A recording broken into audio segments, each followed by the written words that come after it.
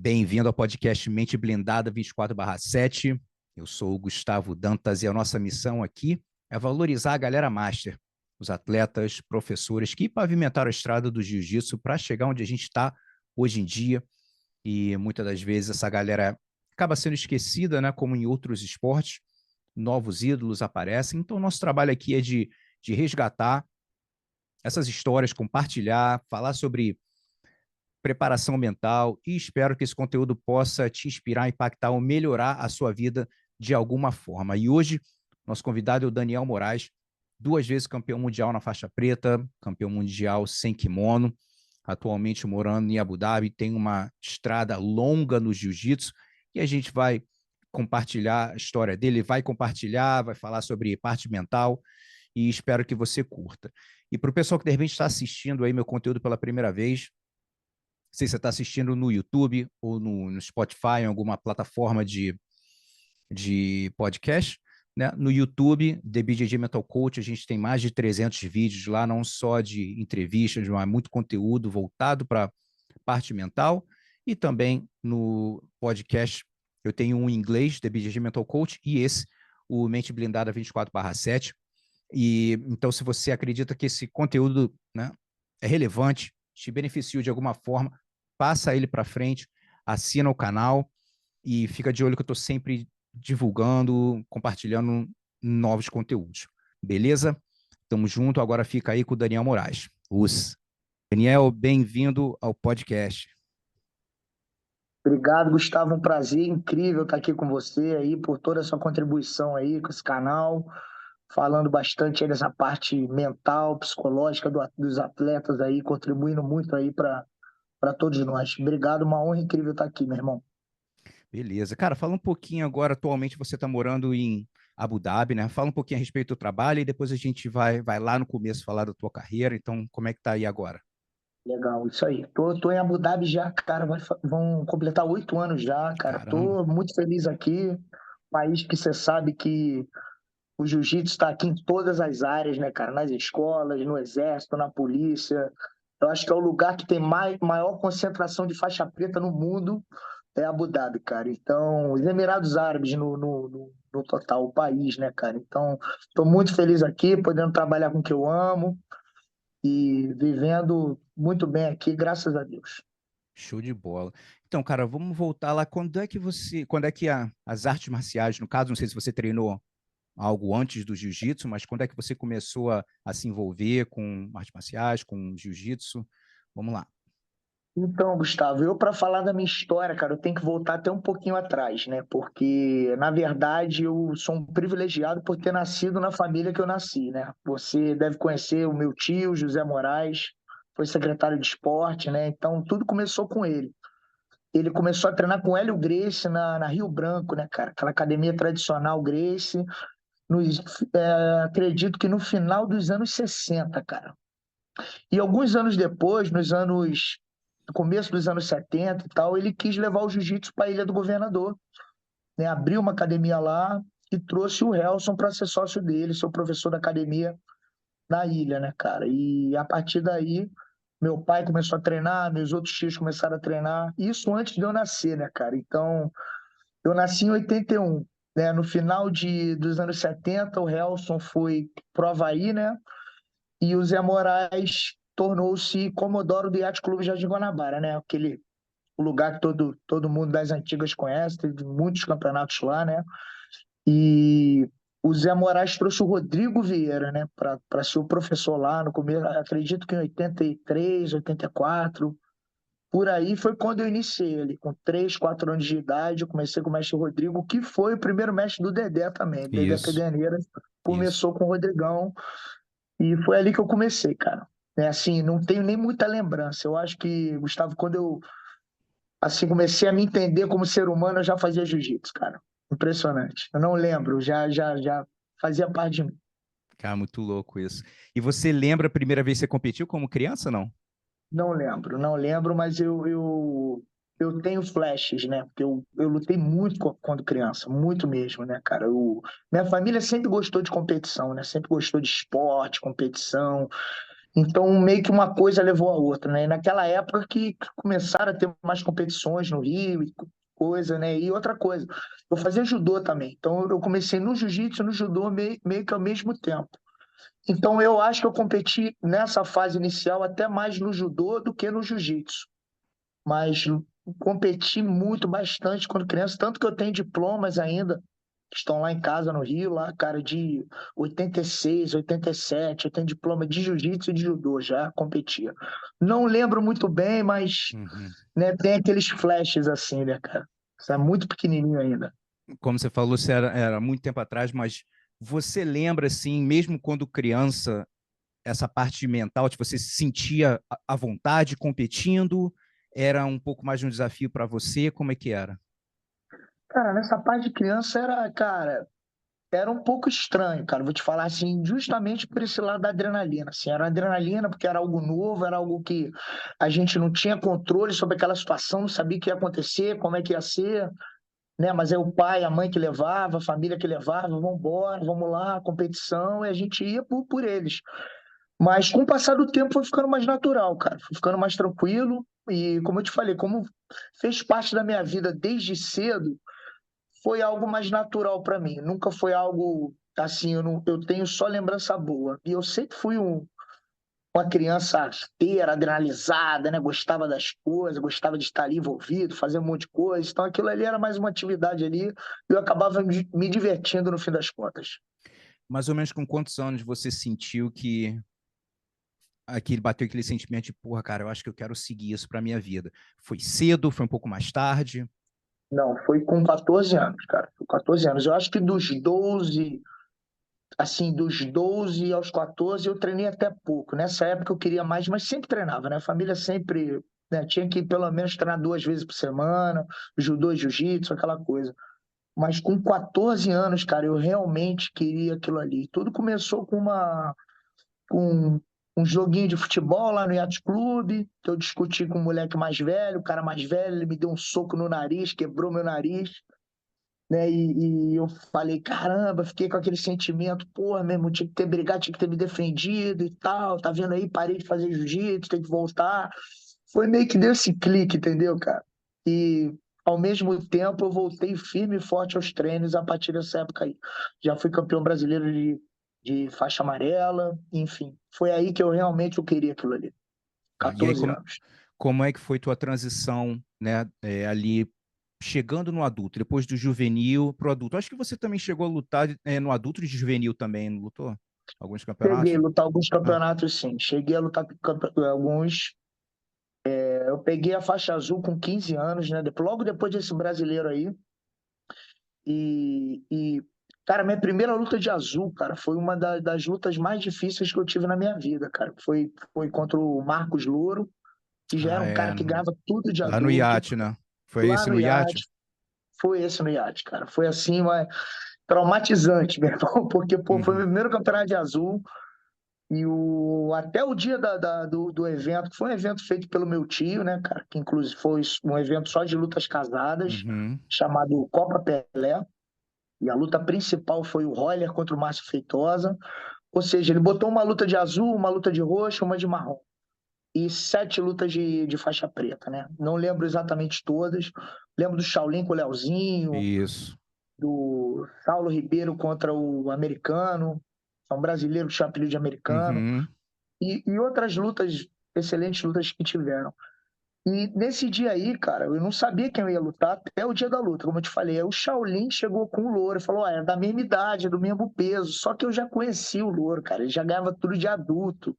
Ou seja, eu Uhum. fiquei apavorado, meu irmão. Eu falei: nossa, o cara não podia ser um cara por pior para minha primeira luta de faixa azul, né, cara? Além da pressão de estar no evento daquele ali, que, pô, É. tava ali apenas por ser sobrinho dele, sobrinho do promotor do evento. E acabou ali que eu acho que eu, né, fiz um pouquinho, durei ali uns 3, 4 minutos ali, era luta de 6 minutos ou 5, e ele acabou que pegou meu braço e estalou meu braço, né, cara? Assim, teve até um trauma no meu braço, que virou até uma fratura depois. Assim começou minha jornada na faixa azul, cara, foi já nesse evento aí com Marco Aurélio, que eu tenho o maior respeito. Engraçado que aí eu perdi essa luta, né, cara? Aí passou uma semana, eu falei, cara, não, tem que ganhar alguma coisa de faixa azul. Isso com o braço bem dolorido, Gustavo. Só que eu não sabia que eu já estava com a lesão ali, né? Moleque e tal. Ah, tá dolorido, mas vamos lá. Aí me inscrevi num campeonato lá em Teresópolis, né? Eu falei, cara, vou lá, vou subir a serra, vou lutar lá, tentar, né, esquecer essa derrota, vamos tentar vencer, enfim. Quando eu chego lá, meu irmão, quem é o cara que tá na minha categoria? Ele de novo, meu irmão. Eu falei, cara, não é possível, meu irmão. Aí, Gustavo, cara, incrivelmente eu lutei muito bem com ele na final da categoria, né, do Juvenil Azul. E tentando, no meio da luta, tentando defender uma raspagem dele, cara, eu apoiei meu braço no chão, mesmo o braço que ele tinha dado o armlock, e o meu braço estalou ali. Eu tive a fratura ali do braço, né? Mas naquela época você sabe, né? Não tinha muito negócio de médico, eu gritei assim, parou, parou. E eu com o braço fraturado, cara. E parou, parou, parou, dá pra continuar? Eu, pá, dá. Enfaixou ali, continuei. Acabei a luta, empatamos 2-2. Eu até comemorei, achei que eu tinha ganho aquela luta, mas deram pra ele e acabou que eu tive que fazer uma cirurgia, cara. E fiquei 6 meses parado aí por causa disso. Tive que botar arame no braço e tudo aí. Ixi. Mas fiquei satisfeito com a segunda luta com ele. Uhum. E como é que foi esse processo para você de desenvolver a confiança em competição? Né? Porque eu acredito que sempre tem um momento na nossa jornada que tem momentos de cliques que você dá um levante, tá ligado? Você tá indo bem, daqui a pouco tu, pum, de repente é uma vitória, às vezes nem é uma vitória, mas uma performance sólida, como você falou, pô, você não ganhou, mas sentiu que lutou bem, você sentiu bem, né? Como é que foi esse Sim, sim. processo de desenvolvendo confiança? Até esse acontecimento que eu relatei para você, cara, foi importante, porque ali eu tive que parar, tive que ficar 6 meses parado, mas fiquei com aquilo na minha cabeça. Falei, cara, lutei com o melhor, tanto que naquele ano ele foi campeão mundial de adulto, entendeu, cara? Eu era um moleque que tinha acabado de subir da faixa amarela. Então, assim, a partir daí, cara, como eu te falei, esse momento foi importante por causa disso, porque eu tava parado, eu tava machucado, cara, mas eu tava doido pra voltar, doido pra voltar. Eu acho que até nesse momento que eu perdi a primeira luta pra ele ali, que eu tomei aquele armlock, ginásio lotado ali, cara, eu não me desmotivei. Eu já quis lutar um outro campeonato na semana seguinte, com o braço ferrado. Fui lá, lutei bem, aí fiz a cirurgia e logo depois voltei já lutando muito bem o brasileiro. Eu lutei até com o Thiaguinho, né, cara? O falecido Thiaguinho. Um lutão, consegui vencer ele e eu não tinha nem treinado nada, mas já voltei competindo sem treinar nada. Perdi na final do, acho que foi Brasileiro de 97, no juvenil.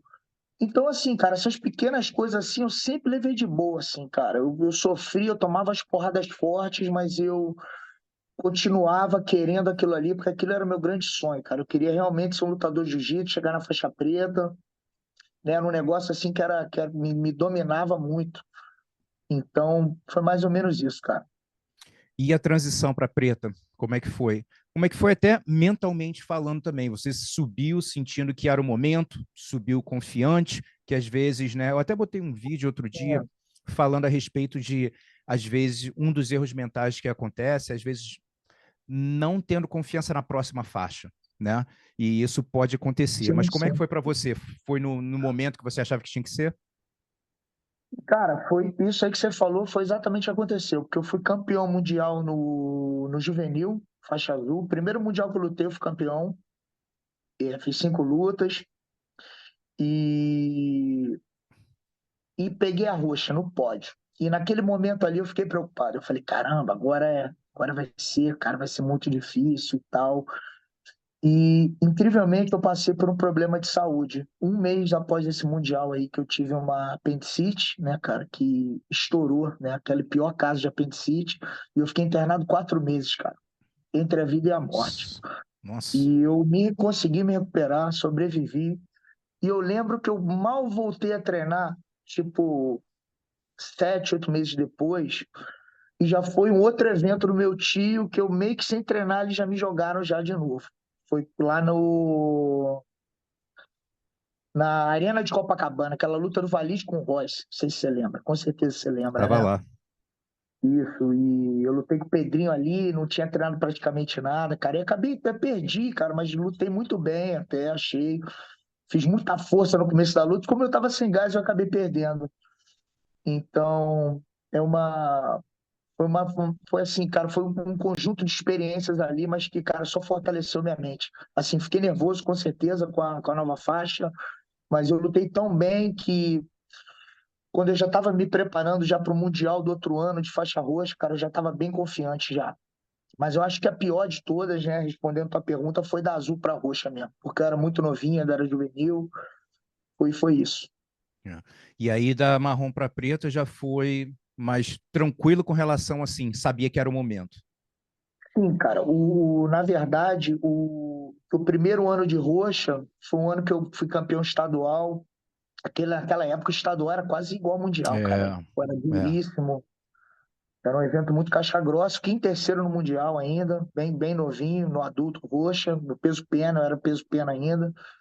No brasileiro, eu não fui tão bem, eu acho que eu perdi na terceira luta, antes das semis, né?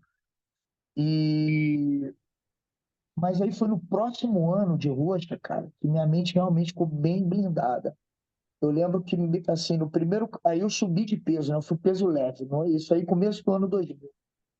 Eu fui pro peso leve, e aí meio que relaxei um pouquinho, aí fui lutar um campeonato pequeno. Não lembro nem, que, se eu não me engano, foi em Niterói, eu acho.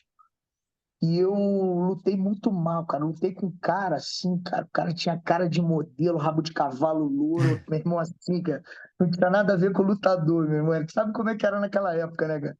A gente respeitava os caras com aquela cara de brabo, né, Gustavo? Pô, vi uns caras desses assim, diferentes. Aí eu falei, pô, vou matar esse cara. Eu sei que eu não treinei muito e tal, mas vou matar esse cara, meu irmão. Eu passei um perrengue, o cara me encaixou uns 3 ou 4 triângulos, não conseguia me ajeitar com o cara. Eu sei que, meu irmão, no último minuto eu passei a guarda do cara, ganhei, morri, nem consegui continuar na competição. E foi aí que me veio um clique assim, cara. Eu falei, cara, não posso mais fazer isso, eu tenho que me preparar, eu tenho que chegar bem nas competições, porque eu quero muito isso, entendeu? Eu quero ser campeão. E depois dessa luta, Gustavo, eu ganhei tudo naquele ano do ano 2000. Ganhei todas as competições na faixa roxa, né? Eu tentei fazer as contas, porque foram muitas competições, isso dentro de um ano, né? Mas os maiores, né? Que foi o estadual, foi o PAN, foi o brasileiro, o mundial. Eu ganhei todas as competições, fora outros campeonatos pequenos, então foi ali na faixa de umas 75 lutas sem perder, cara. E já peguei a faixa marrom, indo para o brasileiro de marrom direto e sendo campeão também. Então, eu acho que nessa fase aí, cara, eu estava muito confiante, estava muito bem, lutei muito bem todo esse período. Aí eu peguei a faixa marrom em 2000, né, no final do ano 2000, ganhei o brasileiro do ano 2000. E em 2001 eu comecei muito bem, cara. Já ganhei o Pan-Americano de marrom, aí ganhei outras competições, alguns campeonatos nos Estados Unidos também que eu lutei, o estadual também. E só fui perder na final do Mundial. Na final do Mundial, eu perdi faltando 30 segundos para acabar a luta. E mesmo assim, mesmo achando que não, eu fui graduar na faixa preta aí. Aí começa uma nova etapa, né, cara? Mas eu vim, como eu estava dizendo, eu vim embalado desse bom momento desde do começo no peso leve ali na faixa roxa até o. Se você ver aí, eu só perdi essa final do Mundial de faixa marrom. E para o pessoal que não sabe a respeito da sua história também, você lutou com, meu irmão, com muito nego duro. Eu até vi uns nomes aqui, né, que eu lembro. Você lutou com Marcelinho, lutou com Shaolin, Feitosa, André Galvão, Bochecha, Lepre, Ciborgue. Meu irmão, de peso absoluto, tu lutou com É, muita gente dura. Quem foram assim as lutas? Vamos falar de peso primeiro, né? As guerras que você teve. Quem foram os principais oponentes assim no peso leve? cara, eu vou te falar assim, até assim, questão de performance também. Eu acho que aquela seletiva da ADCC de 2003, eu gosto muito de falar disso, cara, porque foi uma das minhas melhores performances. E eu lutei com o Tererê, que era um ídolo, cara, assim, eu tava ali incrivelmente honrado de estar lutando com ele, mas eu tava tão confiante que eu sabia que eu podia ganhar dele, né? Ainda Uhum. mais sem kimono. E foi engraçado, eu vou até relatar essa história, que ela é bem interessante. Porque no dia anterior dessa seletiva, Gustavo, eu geralmente eu tenho o hábito de 2 dias antes, 3 dias antes, só ir para piscina e nadar. É o que eu gosto de fazer, entendeu? Eu gosto de descansar, minha parte de jiu-jitsu, eu não vou no malho, não faço nada, só gosto de ir pra piscina, relaxar, respirar. E eu lembro que antes dessa seletiva da DCC, eu fui fazer isso, cara, eu não tava me sentindo 100%, não sei por quê. Aí eu fui fazer isso, cara, e eu meio que quase me afoguei, cara. Comecei a passar mal, falta de ar. Fui pra casa bem chateado. Acho que foi um dia antes mesmo, cara. E percebi que eu tava com febre, que eu não tava bem. Aí conversei com meu pai, falei, cara, eu não tô bem pra lutar, não quero lutar, não vou lutar assim e tal. E ele meio que, não, relaxa, tenta descansar, amanhã a gente vê, aquela coisa de pai, né? E acabou que no dia seguinte, cara, eu acordei ali um pouquinho melhor, fui lá pra competição, que foi lá na Bebê Lagoa, né?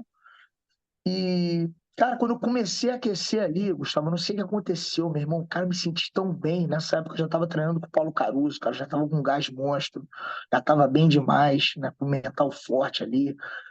E aí fiz minha primeira luta com o Joil de Oliveira, cara, porra, atropelei ele, lutei muito bem com ele. Porra, ali eu saí já assim, cara, eu falei, cara, eu tô muito bem, mas foi muito estranho que nem eu consigo explicar isso.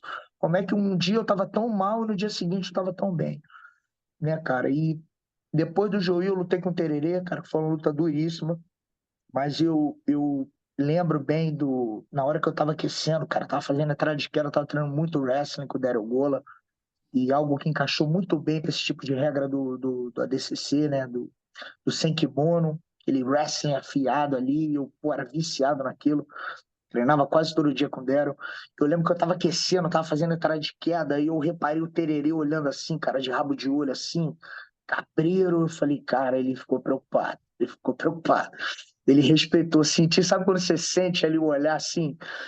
E eu falei, cara, eu não vou, eu sei que é uma honra, eu sei que é um sonho, o cara já era campeão mundial, já é uma lenda do jiu-jitsu, mas eu vou ganhar dele, né? E fui pra cima, ganhei justamente com uma queda, né? E após essa luta, eu fiz a final com o Marcelinho, que foi, cara, 20 minutos de luta, né, cara? E eu bem no gás, não me senti cansado em nenhum momento, administrei bem na hora que, cara, que é 20 minutos de luta, né, Gustavo? Não adianta você ir igual um louco. Eu queria muito lutar o ADCC, então foi um misto de estratégia com o cara explodir na hora certa, dominar aquele jogo dele ali, né, cara? Aquele jogo dele versátil pra caramba. E consegui vencer a luta, né, cara? E fui campeão. Então, esse dia para mim foi muito importante. Eu ainda não tinha título nenhum na faixa preta ainda. Já tinha acabado de subir e já cheguei ganhando desses caras. Então, isso aí me deu muita confiança para o que estaria por vir. E eu gosto de sempre perguntar também, às vezes, o bom e o não tão bom, né? Uma boa performance e uma não tão boa. Então, essa é até uma das suas principais, né, que você mencionou. Agora, eu Sim. gostaria de saber uma performance não tão boa no jiu-jitsu, principalmente na faixa preta, que você olha para trás e saiu e fala, meu irmão, não era eu ali. E o que que você conseguiu tirar? Que lição você tirou dessa experiência? Então, Gustavo, essa aí é até fácil de responder, né? Eu fui campeão em 2003 e 2004 no peso leve, né, da IBJJF. Em 2005, a verdade é que eu já não era mais um peso leve. É porque eu tinha ali 22 anos, 21, 22. Eu estava ainda crescendo, eu estava ganhando músculo, entendeu? Mas pelo fato de eu ser campeão, bicampeão mundial numa categoria, na minha cabeça, eu tinha que continuar naquela categoria ali, defender meu título, enfim, né, cara? É, defender o meu posto de campeão e passei muito perrengue para baixar para bater 73 quilos. Você sabe que naquela época a pesagem já era no dia, né? Já era no dia. Antigamente, você lembra, era um dia antes e tal, Isso. né? E a gente não Mas tinha nessa muita época, informação como é hoje em dia de perder peso também, né? A galera não, perdia na sem contar tora, né? isso, sem contar isso, porque acabou que eu fiz tudo errado. Passei fome na semana da competição toda. No dia da luta, ainda estava um pouquinho acima, tomei diurético, fui pra sauna. Cara, chegou no dia da luta, na primeira luta, fui contra o Thiago Barbosa, lá de São Paulo, casca grossíssima. Cara, me amassou. Ele não me finalizou, né? Só me defendi, mas, cara, eu tava completamente mal, exausto, não queria estar ali, cara. Sabe aquele sentimento ali quando você não quer estar ali? Então, eu acho que naquele momento faltou eu entender meu corpo, sabia que eu já deveria estar subindo para o médio. Foi algo que eu fiz em 2006. Eu subi para o médio, subi bem. Mas forçar essa barra aí sem ter conhecimento, e também ninguém me falou nada, porque não, eu bato peso, não, tranquilo. Né? Os professores falavam isso e eu meio que, né, dava confiança para eles, não, relaxa, eu bato peso, tá tranquilo. Mas fiz tudo errado, sem acompanhamento nenhum, né, cara? Achando que tava bem, cara, chegou no dia da luta, cara, se botasse uma criança ali, me batia naquele dia. E, Essa cara, realmente me marcou muito. eu vou te falar, eu acho que eu nunca escutei uma história boa de diurético, tá ligado? Eu nunca escutei, É, porra, tomei cara, diurético e foi uma experiência boa. Meu irmão, todo mundo passou algum tipo de perrengue, tu fica desidratado pra cacete, mais fraco ainda. Meu irmão, as piores coisas realmente para fazer, mas como a gente falou, antigamente não tinha isso. Como é que não perde peso? sabia, Para de cara. comer, bota um saco plástico e vai correr, tá ligado? Eu nem lembro quem que me deu esse conselho do diurético, cara. Só sei que eu tomei, cara. E eu ia no banheiro toda hora, já tinha batido peso, continuei indo no banheiro. E depois da luta, continuei indo no banheiro. O dia inteiro eu fiquei indo no banheiro, que foi horrível, cara. Com aquele sentimento ali de não ter tido uma performance tão ruim, cara. Fiquei tão triste. Mas eu entendi também depois, né, cara? Com a mente fria, a gente vai fazendo a reflexão. Falei, cara, já não era peso leve. Pô, o erro todo foi ter faltado essa, né, cara, esse entendimento, né, cara, já era para ter subido de peso, né? Como o Shaolin mesmo fez, né? O Shaolin ganhou É, 2 vezes no leve, depois ele subiu pro médio no próximo ano. Eu quis forçar essa barra aí e paguei por isso, cara. é. E, cara, vamos falar um pouquinho também. Você teve experiência com MMA e como é que foi a vibe, né? Como é que você sentiu? É diferente? Tem gente que não sente a diferença. Eu estou falando até mentalmente, emocionalmente falando, estou nem falando da parte do treino, né? Mas um dos principais assuntos que eu falo, assim, com todo o conteúdo que eu compartilho, é até da palavra autenticidade. Quando eu falo autenticidade, é de você conseguir ser a sua melhor versão, ser quem você é na academia e conseguir soltar o jogo e performar, o que não é tão fácil assim. Algumas pessoas fazem com mais facilidade que outras, outras fazem com maestria e com certeza os melhores do mundo em qualquer esporte conseguem fazer isso com consistência, né? Então, como é que foi para você essa experiência no MMA? Sim, cara, a transição para o MMA, assim, na verdade, Gustavo, eu cresci naquele ambiente ali envolvido pela família Gracie, né, cara? O Roy foi meu professor, eu morei com o Elson no Havaí, e tive aulas com o Rickson, ou seja, no meu crescimento, né, de como atleta de jiu-jitsu, eu tinha que subir no ringue para sair na porrada, não tinha jeito. Isso aí ia acontecer porque, cara, era parte daquela cultura daquela época, né? Exato. Assim, eu não pensava em seguir carreira, nada disso, mas eu tinha que subir no ringue pelo menos uma vez para ver o que ia acontecer. E foi justamente no período eu já tinha meu nome no jiu-jitsu, já era campeão, e morava com o Helson no Havaí. Eu morava assim em etapas, né? Eu não citei isso, mas eu passava 4 meses, 3 meses com ele no Havaí, voltava ao Brasil, e ficava nessa vai e vem, né? E o Helson organizou grandes eventos, tanto de submission grappling, que foi o evento do Arnold, foi até lá que eu lutei com o Shaolin algumas vezes, e o Gracie Fighting Championship, que foi um evento de MMA que na primeira edição, em 2006, ele fez um desafio, ele fez o evento e o tema do evento era The Hammer House, que era a academia do Mark Coleman, contra o time Gracie, né, cara? E no card do evento estava o Demian Maia, o próprio Shaolin, quem Eu mais? O estava Vini nesse evento, Magalhães, acho que eu estava nesse evento. Daniel Gracie, né, Foi em cara? Ohio?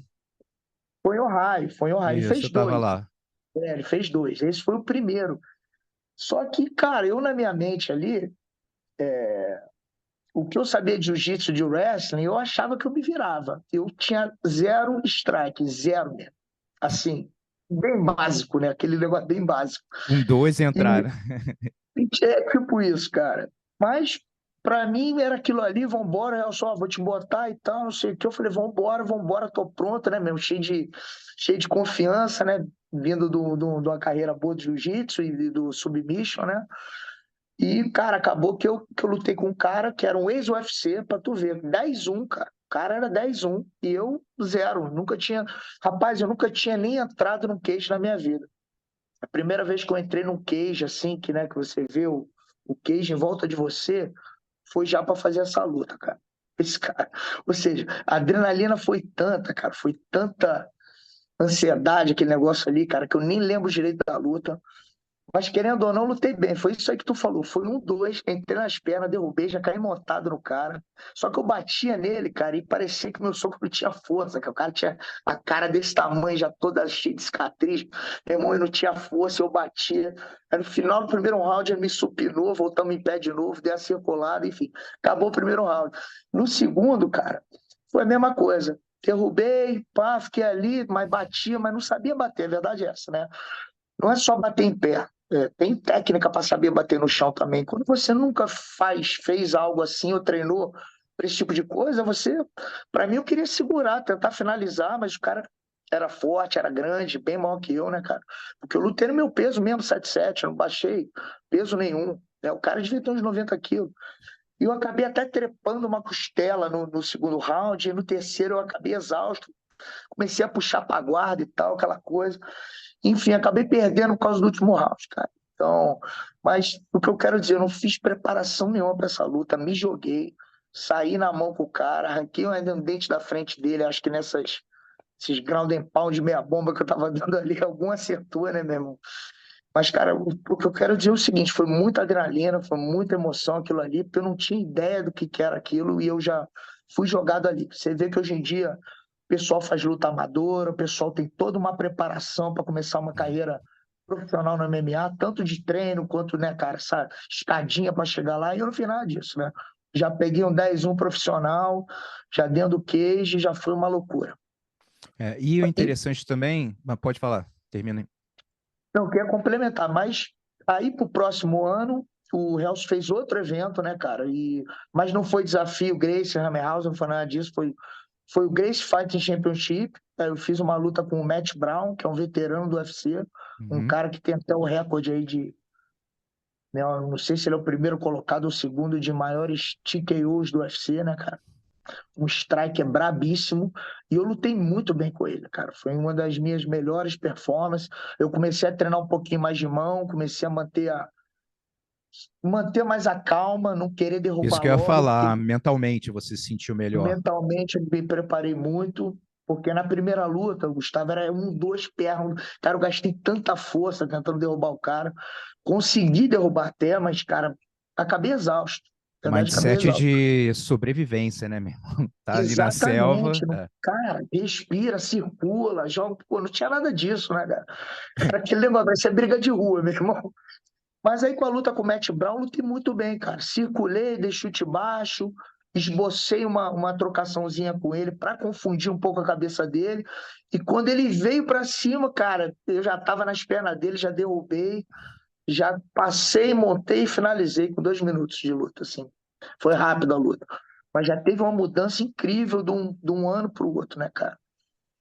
Mas, É. querendo ou não, a partir até com essa vitória aí, eu nunca quis seguir muito essa carreira do MMA, Gustavo. Eu acho que eu queria sentir essa emoção, tentar me provar ali, ver o que eu conseguia fazer. Mas minha paixão sempre foi o jiu-jitsu, sempre foi dar aula depois que eu parei de competir. E até no momento que eu competi, dava aula ao mesmo tempo, mas eu sempre amei a academia de jiu-jitsu, trabalhar como professor. Isso sempre foi minha paixão. Não, e legal, assim, como você falou, né? Eu também tive minhas experiências em MMA e justamente por isso, nunca quis seguir carreira, mas como você falou, a gente cresceu vendo aquilo, né? Defender o jiu-jitsu, né? Lógico, hoje em dia não existe mais isso, mas a gente cresceu vendo isso. Eu, quando eu vi o Vale Tudo de 91, né, do Jiu-Jitsu Luta Livre, irmão, né, eu pensava, tu era o sonho da molecada, tipo assim, caralho, um dia de subir, né, de testar, e eu morava no Grajaú, ali, Grajaú, Vila Isabel. Meu irmão, eu era sócio do Grajaú Country, eu lá na porta não conseguia entrar, aos 16 anos, sozinho lá tentando entrar, nada, não tinha ingresso. Aí a Globo foi e mostrou naquela noite. Meu irmão, assisti aquela porra daquela Foi. fita, com não sei quantas vezes, tá ligado? Caramba. E na Esse aí época eu era assisti ao realmente vivo, isso, cara. Acho que né? passou ao vivo, não foi, Gustavo? Pela Não Globo, não passou, foi isso? passou Pô. tipo assim, um VT, né? 1 ou 2 horas logo depois, não foi ao vivo, mas Ah, sabe quando ele sim. passa tipo assim 1 hora ou Ah, duas tá certo, depois, certo. né? Eu lembro que eu vi na minha cabeça era ao vivo aquilo ali. Então, Não mas faz passou, sentido, um pouquinho depois. mas foi na mesma noite, né? Lembro muito E, bem disso aí. Foi e Fábio Gurgel, Murilo. mudou o rumo do jiu-jitsu no Rio de Janeiro, no Brasil, no mundo, tá ligado? Depois Foi. daquele evento, cara, né? Aí, com o momento em 93 do UFC, mas aquele Vale Tudo de 91 que mudou tudo, cara. Na minha opinião, né? Não, foi incrível. Cara, era uma época de uma rivalidade tão grande, jiu-jitsu e luta livre, né, cara? Então aquilo É, ali foi assim, para nossa turma do jiu-jitsu, cara, foi incrível aquilo ali, né, cara? Provou que a gente estava no lugar certo ali, a gente, cara, o jiu-jitsu é a melhor arte, com é, todo respeito à luta livre. Eu sou faixa preta de luta livre também, mas naquele momento, realmente, o jiu-jitsu estava à frente, né, cara? Assim, é. não tinha como, não tinha como. Cara, falando até desse momento, né? Você teve a oportunidade, você mencionou de ter treinado com o Rickson, né? De ter treinado com o Roller, que por um acaso, na minha lista, é o meu competidor número um, né? Já até falei isso para ele. Eu tenho um respeito absurdo pelo cara, que o cara fez de kimono, sem kimono, saiu na porrada, nego leve, mais pesado, brabo demais. É, como é que foi tua experiência treinando com o Rickson? Cara, com o Rickson, eu tive, na verdade, duas aulas particulares com ele, cara, com o Rickson. E uma, se eu era mais novinho, que foi até lá onde eram os treinos do Mundial, lá na Grande Tijuca, na época. Ele me pegou no canto ali, porque eu era muito amigo do Robson, do filho dele. Né? Eu era juvenil, faixa azul ainda, me deu né, cara, me deu uma clínica ali, umas coisas, né, muito boas, mas o que me realmente impressionou foi quando eu treinei com ele em 2007. Eu já como faixa preta, casca grossa, campeão mundial já. E, cara, a visão dele do posicionamento, das posições, da respiração, cara, assim, foi algo que, cara, me agregou muito, cara. E outra coisa, eu cheguei ali a fazer um específicozinho com ele, cara, e o cara é realmente diferenciado, Gustavo, porque eu tava no melhor da minha forma ali. E, cara, tinha horas assim que ele me tirava panada, assim, com movimentos simples, cara, e eu, caramba, assim, eu fiquei muito impressionado e muito grato pela oportunidade, né, cara? Acho que foram poucas as pessoas no mundo que tiveram a oportunidade de treinar com ele, né, cara? Me ajudou muito, foi incrível. Top. E aí, logo depois, assim, você, no caso, a BJJF começou a ter evento nos Estados Unidos, né? E aí você lutou também, foi campeão mundial de sem kimono, foi em 2008. Foi 2008. Na verdade, Gustavo, voltando até para a parte do kimono, em 2006 foi meu último campeonato de kimono. Em 2006 eu parei de lutar de kimono. Caramba. Justamente, foi. Eu lutei até. Lembra que eu estava falando a história de 2005, eu não bati o peso leve e tal. Aí subi para o peso médio em 2006. Cara, lutei muito bem. Fiz uma semifinal com. Em terceiro, né, cara? Fiz uma semifinal com o Marcelinho, que ao meu ver ali, eu não perdi aquela luta. Teve uma desclassificação no final ali, por um motivo bobo.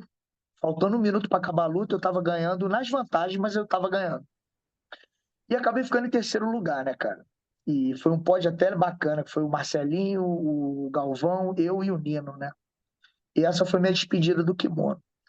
Depois disso aí, eu já estava um pouco focado já, porque você sabe, cara, nessa época, o jiu-jitsu de kimono não tinha premiação, não tinha dinheiro, não tinha Isso. nada que te motivasse mais, entendeu, cara? Enquanto, ao mesmo tempo, o jiu-jitsu sem kimono, o grappling, pagava dinheiro, pagava. O Hells fazia uns eventos nos Estados Unidos e pagava US$ 5.000, cara. Pô, pra categoria, isso aí na época era, pô, quem ganhava isso, entendeu?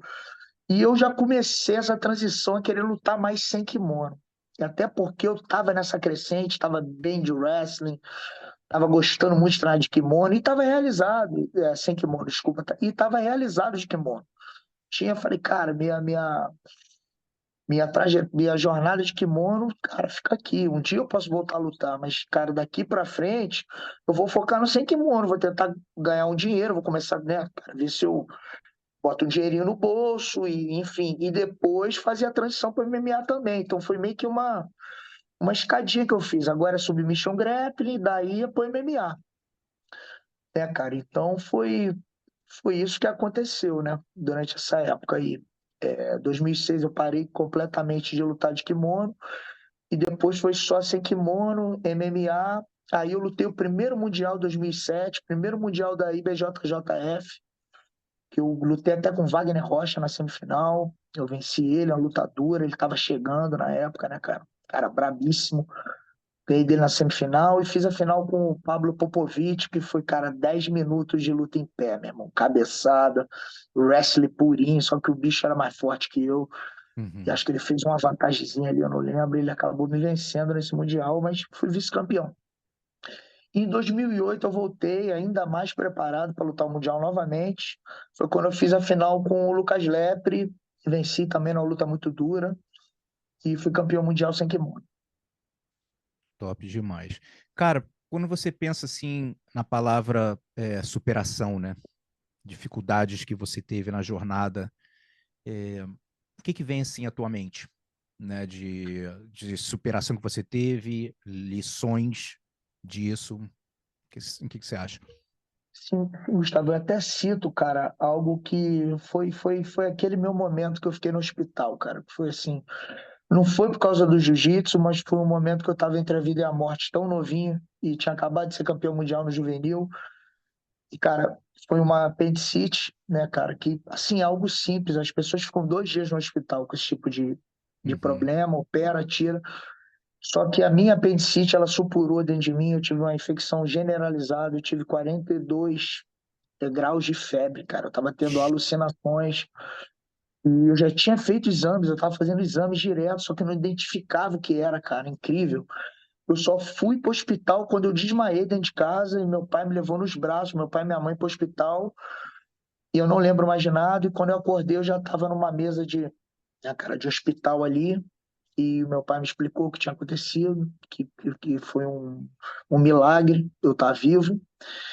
E eu lembro bem do meu pai, cara, ele fez um quadro do pódio do Mundial Juvenil, ele botou bem no quarto do hospital que eu estava, ele bem de frente para a cama que eu estava. E aquilo ali me motivou muito, assim, mas eu acho que aqueles, cara, 4 meses no hospital é muito tempo, né, cara? E Ainda muito mais com, novo, com ainda adolescente. mais muito, exatamente. Novo assim. Então, cara, foi terrível, cheio de sonda, cara. Foi horrível esse momento. Então, cara, eu acho que, assim, de uma forma geral, na minha vida, esse momento aí foi crucial, porque, cara, eu estava muito positivo, eu tinha o apoio da família, tinha meus amigos ali, todo mundo me dando força, e eu quase fui embora ali, meu irmão. Mas Sinistro. consegui superar e depois disso tudo ainda fiz minha carreira, enfim, cara, tudo deu certo. Mas eu acho que passar por isso aí foi muito importante para minha mente. Você já venceu algum tipo de treinamento mental, psicólogo esportivo, mental coach? Você já foi exposto a algum tipo de treinamento, não? Nunca fiz, Gustavo, mas eu sempre me interessei em ver assuntos desse tipo, né, cara? Eu sempre soube da importância de ter uma mente forte para competir, até pelas experiências que eu tive, muitas vezes perdendo para mim mesmo, ou fazendo as coisas da forma errada. E eu sempre fui um cara, Gustavo, que eu sempre tive, né, cara, o pensamento muito acelerado. E isso me gerava muita ansiedade, né? Parecia que quando eu estava diante de algum desafio, começava a vir um turbilhão de pensamento, um turbilhão de coisas na minha cabeça, que me acelerava de uma forma e me gerava uma ansiedade gigante, né, cara? Entendendo isso, né, cara, assim, me internalizando, começando até a fazer um trabalho de respiração, e tentando acalmar esse fluxo de pensamento, eu conseguia controlar minhas ansiedades, né, cara? E conseguia não só para o jiu-jitsu, mas para qualquer situação da vida, né, cara? Aquele momento que você para, que você respira, o que que eu posso fazer hoje, cara? Isso, né, cara, eu tô preocupado com algo que eu não tenho controle. Pode acontecer amanhã, pode acontecer daqui a um ano, eu não tenho controle sobre isso. O que que eu tenho controle hoje? O que que eu posso fazer hoje no momento presente? Então, isso é, cara, a filosofia de vida que eu carrego comigo. E eu me pego muitas vezes preocupado, ansioso, muitas coisas. Eu sempre volto pro momento, pro aqui, pro agora.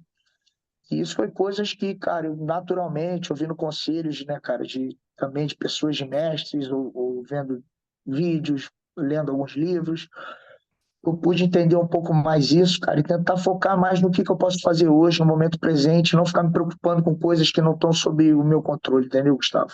Com certeza. E, cara, hoje nós estamos em 2024, há 10 anos atrás, eu criei uma lista dos top 10 erros mentais que os atletas cometem, como evitá-los, e foi baseado nos erros que eu cometi como atleta, voltando lá Legal, né, não necessariamente um ranking, mas eu fui assim, conforme eu fui refletindo, eu fui escrevendo, deu 10. E aí, 2020, legal. eu fiz Muito bom. depois de fazer, pô, já devo ter com entrevista de podcast, essas paradas, mais ou menos um pouco mais de 300 entrevistas. Então, tipo assim, Legal. com essa experiência, eu aumentei essa lista do top 10 para top 30, né, de experiência que outras pessoas passaram, que eu, pô, não passei, outras eu reconheci que eu passei, né, e em Claro. diferentes momentos, né. Quando você pensa, assim, em erro mental, o que que vem, assim, à tua cabeça de momentos que você cometeu algum na tua jornada de competidor? Tem alguma coisa, assim, que vem à tua mente?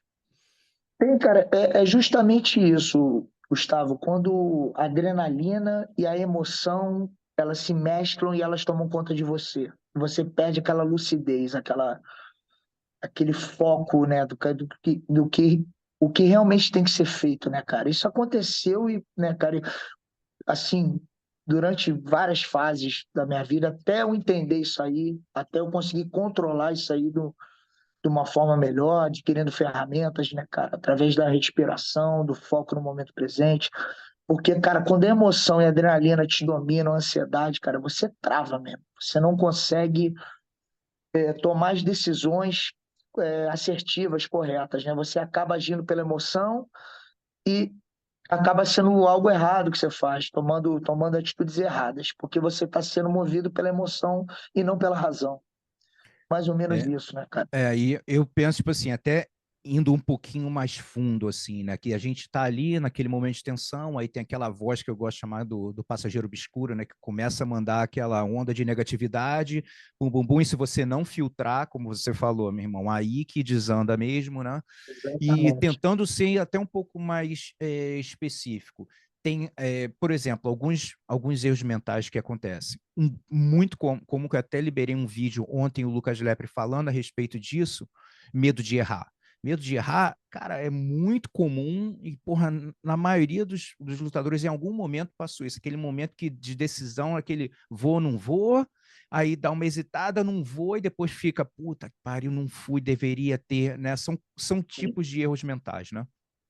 Sim, sim, cara, com certeza. Isso era bem do meu estilo de lutar, sabia, Gustavo? Porque eu era um cara que, na minha cabeça, eu não podia errar. Eu não podia errar e eu errava poucas vezes. Tanto que se você vê minha história de competições, cara, a grande maioria das competições que eu venci, eu não tomei uma vantagem, né? Assim, blindado, e eu usava isso até a meu favor, porque, ao meu ver, se eu não desse nada para o adversário, se eu não desse um momentozinho para ele achar que ele estava bem, eu já matava ele psicologicamente ali. Né? Então eu sempre tive esse negócio, eu não vou dar nada para ele. Eu tinha até muita paciência no começo da luta, eu lutava justamente para bloquear ele um pouquinho, para anular ele um pouquinho, deixar ele ficar um pouquinho frustrado, aí é quando eu começava, entendeu? Então, cara, esse medo de errar sempre houve. Tanto que, cara, dessa história toda minha aí, quando eu acabava errando, muitas vezes me embaralhava minha mente, eu acabava perdendo a luta. Impressionante. Cabeça, meu irmão, é tudo principalmente em alto nível, né, cara? Você vê, meu irmão, tá todo mundo é duro, todo mundo tá bem treinado, sabe? Alguma coisa tem que fazer a diferença. E a vontade, a cabeça ali, porra, são fundamentais. Você vê no UFC, meu irmão, os caras são um absurdo, os caras estão muito bem preparados, né? E se a cabeça, e às vezes você tá focado, você tá concentrado, e, meu irmão, em luta é parada de um segundo ou menos para deu uma desviada, já desandou. Cara, perdeu o foco um segundo, cara, e você sabe bem disso, né, cara? E essas coisas acontecem. Perde o foco, deixa uma emoção errada te dominar ali num segundinho sequer, tudo vai por água abaixo, né? E, né, cara, 90% no dia da luta é mental, Gustavo. Você É. Não sei se você concorda, mas, Eu cara, acredito eu acho também. isso, é mental, porque, cara, todo o trabalho já foi feito, todo o camping já foi concluído, cara. Ou seja, é para você chegar ali e tá bem, mas qualquer tipo de coisa, ainda mais de fora, cara, que possa entrar na tua mente ali e tirar esse foco, é o que vai fazer você errar ou, enfim, ou acabar perdendo por causa de besteira. Então, sempre frisei isso aí, eu sempre fui até bem nessa parte aí de manter o foco no dia da luta, de estar focado, de saber exatamente o que eu tinha que fazer e tentar fazer isso da melhor forma possível, né, cara? É. Cara, você falou a respeito, né, de com o tempo, né, outras ferramentas, livro, essas coisas assim. Tem algum livro que fez algum impacto em você, que você lembra, assim, que Cara, você foi um que eu gostou? leio ele até hoje, eu passo ele, que é O Poder do Agora, cara. Esse Eu livro é um tenho dos aqui que eu mais também. gosto. Foi um dos primeiros livros que eu li. E toda hora, cara, assim, eu procuro ali, abro uma página ali, dou uma lida ali, porque, cara, aqui eu sou um cara que, naturalmente, eu sou um cara ansioso, cara. Não, eu tenho minhas ansiedades, tenho minhas inseguranças e me vejo, às vezes, muito lá pra frente, cara, pensando muita coisa, como eu te falei, que eu não tenho controle, que eu não posso fazer Exato. nada para mudar, cara. E aí eu tento voltar, cara, não, cara, é aqui, agora, o que que eu posso fazer o meu melhor hoje, cara? Se eu fizer o meu melhor hoje, o amanhã vai refletir de uma forma positiva, né, cara? Então, se é para citar um livro, cara, eu sempre vou citar esse, que esse livro aí realmente ele me ajudou muito. Por eu ser um cara ansioso, por eu ser um cara, né, cara, que às vezes pensa muito lá na frente, deixa esse fluxo de pensamento acelerado me dominar, né, cara? E que hoje eu aprendi a identificar, respirar, até sabe quando começa a vir, tu já, opa, opa, É, calma aí, exato.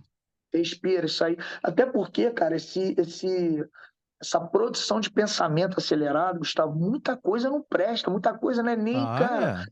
sei de onde vem, meu irmão.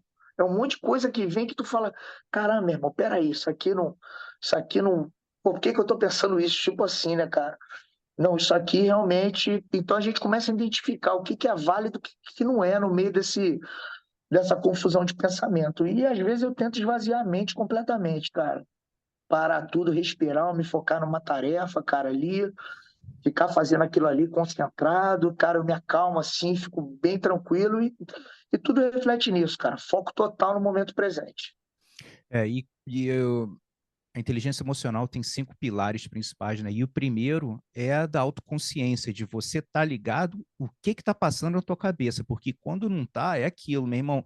Quando tu vê, tu tá horas viajando numa parada sem, Cara, porque não faz exatamente isso. sentido nenhum, e você, só que autoconsciência sozinho não dá, porque às vezes você pode ter autoconsciência, caraca, tô viajando e continuar viajando, né? Então, aí que vem você poder monitorar, né?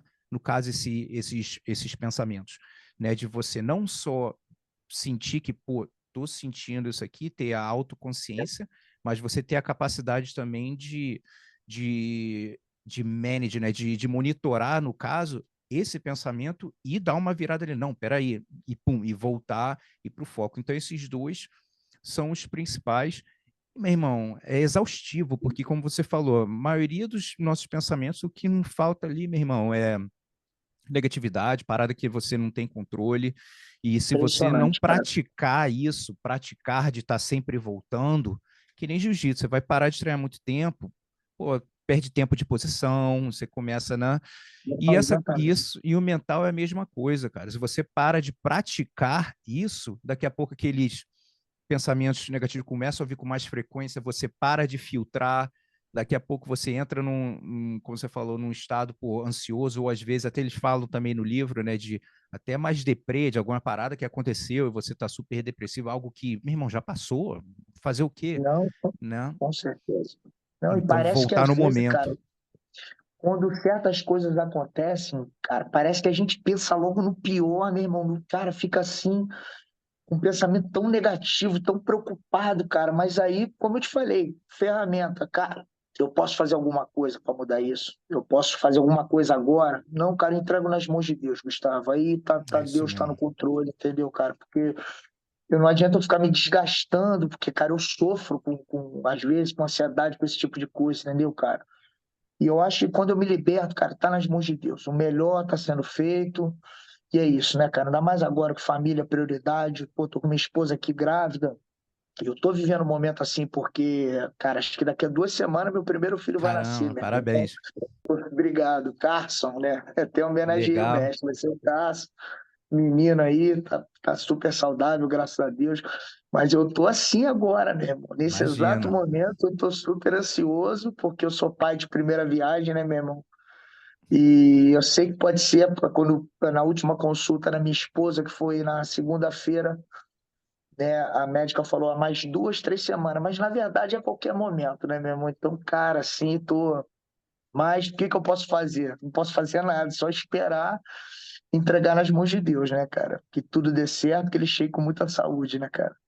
Show de bola. E para terminar, queria que você pensasse assim, você fosse lá atrás quando você pegou a tua faixa preta, você pudesse ter uma conversa com a tua versão mais nova, né? O que que você falaria para ele, para o Daniel que está chegando ali na faixa preta, cheio de vontade? O que você falaria? Cara, é bem simples essa questão, porque é algo que eu nunca fiz muito, que foi cuidar muito do meu corpo, assim, na questão de, de me alongar, de fazer massagem, esse tipo de coisa, cara. Eu acumulei muitas lesões, Gustavo, muitas mesmo, cara. E eu não sei se é porque era coisa da época também, aquele Ah, negócio, meu irmão, é. tá quebrado, vai, tá quebrado, vai.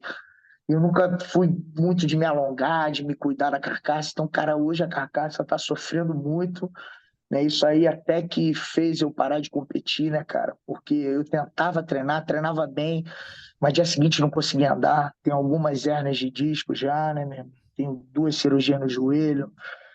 Então, eu acho que era, cara, cuidar um pouco mais do meu corpo, cara. E hoje as pessoas têm esse acesso, têm É, esse conhecimento, tem pessoas que trabalham exclusivamente com isso, né, cara? Naquela época a gente não sabe como é que era, né, cara? com Então, certeza. acho que eu falaria pro Daniel mais novo isso, cara. Cuida do teu corpo, se alonga mais, cara, descansa um pouco mais. E é isso, cara. Eu acho que isso aí eu ia estar mais inteiro hoje em dia, entendeu, meu irmão? É, cara, eu escuto isso também de uma galera, tá ligado? Meu irmão, nego todo empenado, eu tô aqui, pô, os dois dedos dormentes aqui da mão, tá ligado? Então é É, tipo assim, velho. mas aquilo que você falou era outro momento, né? A galera realmente, né, vai com dor, não tem, hoje em dia, pô, Cara, aquele realmente, momento ali muitas que o opções. Gustavo, o mindset daquela época ali era ser casca grossa mesmo. Não tinha jeito, era sair no pau todo dia, pouco descanso, tá machucado, vai, tem que ir, aquele negócio, né, cara? É Então, isso mesmo. enfim, hoje eu já entendo e respeito muito mais isso, cara. Já tenho uma lesãozinha, eu já cuido, porque, cara, hoje o treino de jiu-jitsu ali, eu treino com meus alunos, cara, é puro lifestyle. Eu adoro dar um rolinho ali diariamente, né? Dar aquela suadinha e tal. Gostaria Uhum. muito até de competir, mas mais algumas vezes aí no futuro, não sei. Mas eu preciso estar bem, meu corpo precisa estar bem. Então hoje eu escuto muito mais meu corpo, né, cara? E respeito ele, e sei a hora de parar, sei o dia que dá para treinar. Não, hoje é melhor ficar mais tranquilo, esse tipo de coisa que antigamente eu não fazia. Isso aí. Daniel, meu irmão, brigadão pela disponibilidade aí, também compartilhar a tua história. Parabéns pela tua jornada aí vencedora e parabéns também aí para essa nova fase de paizão aí também. Pô, Gustavo, eu que agradeço, cara. Eu agradeço em nome da comunidade de jiu-jitsu aí pelo esse trabalho que você está fazendo aí, dando foco, né, cara, nessa parte psicológica da luta, nesse mindset esportivo aí da mente blindada, cara. Isso aí, com certeza, vai ajudar muito as novas gerações e você também está resgatando aí os velhos lobos do jiu-jitsu, a galera das antigas aí. É muito legal a gente poder compartilhar isso com você e com vocês, né? E agradeço demais aí pela oportunidade, meu irmão. Show de bola. Tamo junto, galera. Abração. Gus. Pô,